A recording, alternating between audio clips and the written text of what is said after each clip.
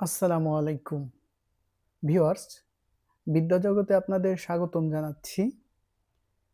আজকের যে এই এপিসোডটা হচ্ছে যারা বিভিন্ন সরকারি চাকরি বা বেসরকারি চাকরি এবং বিভিন্ন বিশ্ববিদ্যালয়ে ভর্তি পরীক্ষার প্রস্তুতির কথা ভাবছেন, তো তাদের জন্য আজকে আমরা এই এপিসোডে G7 নিয়ে কিছু প্রশ্ন এবং প্রশ্ন উত্তর তুলে ধরব।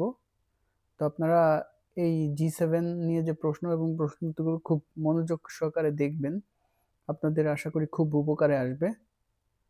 তো প্রথমে যে প্রশ্নটি রয়েছে সেটি হচ্ছে ১ নম্বরে, G7 ভুক্ত একমাত্র এশীয় রাষ্ট্র হলো কোনটি? এটির উত্তর হবে জাপান। আর এই প্রশ্নটি ২০২১-২২ সালে ঢাকা বিশ্ববিদ্যালয়ের ক্ষয় ইউনিটে প্রশ্নটি এসেছিল। তো এই প্রশ্নটি খুব ভালো। আপনারা আপনাদের চাকরির ক্ষেত্রে বা বিভিন্ন বিশ্ববিদ্যালয় ভর্তি পরীক্ষার ক্ষেত্রে এই প্রশ্নটি আপনাদের আয়ত্তে রাখতে পারেন। তো দ্বিতীয় যে প্রশ্নটি রয়েছে, নিচের কোন দেশটির G7 এর সদস্য নয়? আর এটির উত্তর হচ্ছে অস্ট্রেলিয়া। আর এই প্রশ্নটি চট্টগ্রাম বিশ্ববিদ্যালয় ডি এর ইউনিট ১ ২০২০-২১ যে শিক্ষাবর্ষ তখনকার এই প্রশ্নটি এসেছিল। তো এই প্রশ্নটিও খুব ভালো প্রশ্ন, আপনারা এটি আপনাদের জ্ঞান ভাণ্ডারে জমা রাখতে পারেন।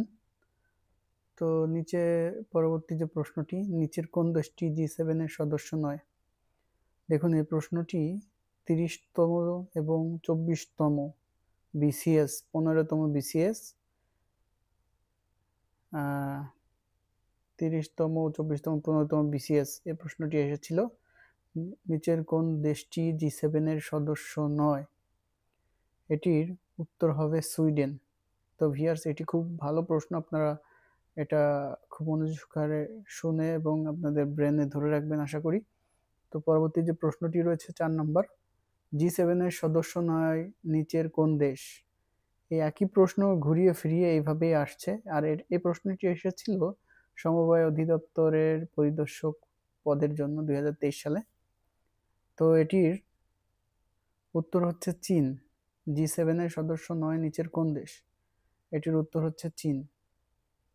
তো ভিউয়ার্স, এরপরে দেখুন ৫ নম্বরে যে প্রশ্নটি রয়েছে, G7 এ কোন দেশটি একবার যোগদান করে পরে পুনরায় বের হয়ে গেছে? এটির উত্তর হবে রাশিয়া। এটির উত্তর হবে রাশিয়া। আর এই প্রশ্নটি এসেছিল এনএসআই এর সহকারী পরিচালক পদের জন্য ২০১৯ সালে। তো ভিউয়ার্স, নিচে যে প্রশ্নটি দেখতে পাচ্ছেন, নিচের কোন দেশটি G7 এর সদস্য নয়? এটির উত্তর হবে রাশিয়া। এটির উত্তর হবে রাশিয়া। আর এই প্রশ্নটি এসেছিল ডেসকো এর অ্যাসিস্ট্যান্ট কমপ্লেইন্ট সুপারভাইজার পদের জন্য ২০১৯ সালে। ভিউয়ার্স, নিচে দেখুন, এর নিচে রয়েছে ৭ নম্বর যে প্রশ্নটা, এশিয়া মহাদেশের কোন দেশ G7 এর সদস্য? এটির উত্তর হবে জাপান। ভিউয়ার্স, এটির উত্তর হবে জাপান। আর এই প্রশ্নটি চট্টগ্রাম বিশ্ববিদ্যালয়ের বি ইউনিটে ২০২০-২১ শিক্ষাবর্ষে এই প্রশ্নটি এসেছিল। তো ভিউয়ার্স, আমরা আরো কিছু প্রশ্ন দেখব। তো ভিউয়ার্স, এ পর্যায়ে রয়েছে পরীক্ষার প্রশ্নের চাকমা।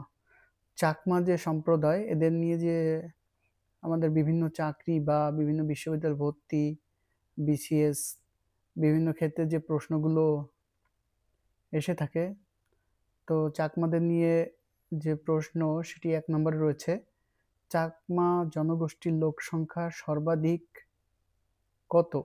এখানে সর্বাধিক হচ্ছে, এটির উত্তর হবে লোক সংখ্যা সর্বাধিক কোন জেলায়? এটির উত্তর হবে রাঙামাটি জেলায়। আর এই প্রশ্নটি ৩৮তম বিসিএস এই প্রশ্নটি এসেছিল। তো এরপরে যে ২ নম্বর যে প্রশ্নটি রয়েছে ইংরেজিতে, which is the largest ethnic group of Bangladesh? এটির উত্তর হবে চাকমা। এটির উত্তর হবে চাকমা। আর এই প্রশ্নটি এসেছিল জনতা ব্যাংক লিমিটেড এক্সিকিউটিভ অফিসার 2017 সালে। তো বন্ধুরা, হাদি যে নৃগোষ্ঠীর মেয়েদের পোশাক, হাদির যে নৃগোষ্ঠীর মেয়েদের পোশাক, এটার উত্তর হবে চাকমা।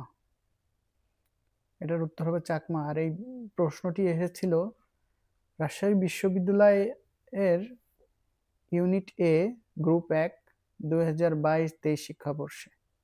তো ভিউয়ার্স, আপনারা এই প্রশ্নগুলো খুবই গুরুত্বপূর্ণ। আপনারা এটা মনোযোগ সহকারে দেখবেন এবং আপনাদের ব্রেনের ভিতরে গেঁথে রাখবেন।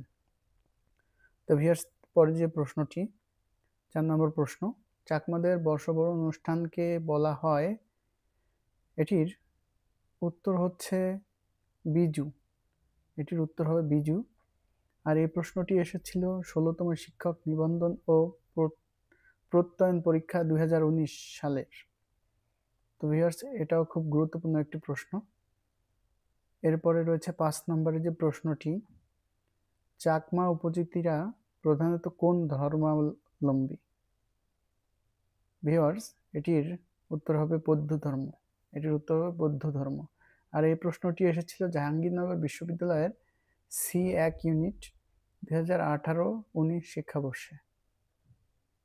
তো আপনারা এখানে যে নিচে দেখতে পাচ্ছেন, এটিও একটি ছোট প্রশ্ন। এটাও আপনারা চাইলে আপনাদের আয়ত্তে রাখতে পারেন। হাঙ্গেরির সরকার পদ্ধতি সংসদীয় প্রজাতন্ত্র। তবে এরপরে আমরা আরো কিছু প্রশ্ন দেখব। তো আমাদের সাথেই থাকবেন। যারা চাকরি প্রত্যাশী এবং বিভিন্ন বিশ্ববিদ্যালয়ে ভর্তি বা বিসিএস প্রস্তুতি নিতে চান, তাদের জন্য এই প্রশ্নগুলো খুবই গুরুত্বপূর্ণ। এটা মনোযোগ সহকারে আপনারা দেখলে অনেক কিছু শিখতে পারবেন। তো ভিউয়ার্স, এ পর্যায়ে মে দিবস নিয়ে কিছু তথ্য, এটাও আপনাদের মনে রাখলে কাজে লাগবে। এটাও অনেক সময় প্রশ্ন হিসাবে আসতে পারে। তো দেখুন, বিশ্বের বিভিন্ন দেশ মে দিবস পালন শুরু করে কবে? এটার উত্তর হচ্ছে 1890 সাল থেকে। এরপরে রয়েছে বিশ্বে পহেলা মে জাতীয় ছুটির দিন হিসেবে পালন করা হয়। এটির উত্তর হবে 80টির অধিক দেশে। কতটি দেশে? এটাও প্রশ্ন হিসাবে আসতে পারে। এগুলো খুবই ভালো মনে রাখতে পারলে। তো এরপরে রয়েছে বাংলাদেশের তৎকালীন পূর্ববঙ্গ প্রথম নারায়ণগঞ্জে মে দিবস পালিত হয় 1938 সালে। এরপরে রয়েছে বাংলাদেশে পহেলা মে সরকারি ছুটি ঘোষণা করা হয় 1972 সালে। এরপরে রয়েছে বাংলাদেশে বিপুল উদ্দীপনায় মে দিবস পালিত হয় 1972 সাল থেকে। ভারতে প্রথম মে দিবস পালিত হয় 1923 সালে, আর সেটি হয় মাদ্রাজে। ভিউয়ার্স, তো আজকের এপিসোডের লাস্ট যে আপনাদের প্রশ্নটি রয়েছে, সেটি হচ্ছে যুক্তরাষ্ট্র ও কানাডা মে দিবস পালন না করে শ্রম দিবস পালন করে, আর সেটি হয় সেপ্টেম্বরের প্রথম সোমবার। তো ভিউয়ার্স, আপনাদের জন্য আজকে এ পর্যন্তই ছিল। এর পরবর্তীতে আরও ভালো কোনো এপিসোড নিয়ে আপনাদের সামনে হাজির হব। তো অবশ্যই আমাদের এই চ্যানেলটি সাবস্ক্রাইব করবেন এবং এই ভিডিওটি শেয়ার করে দিবেন, যাতে অন্যরাও ভিডিওটি দেখে উপকৃত হতে পারে। তো সবাই ভালো থাকুন, সুস্থ থাকুন। আজকের মতো এখানে বিদায় নিচ্ছি। আল্লাহ হাফেজ।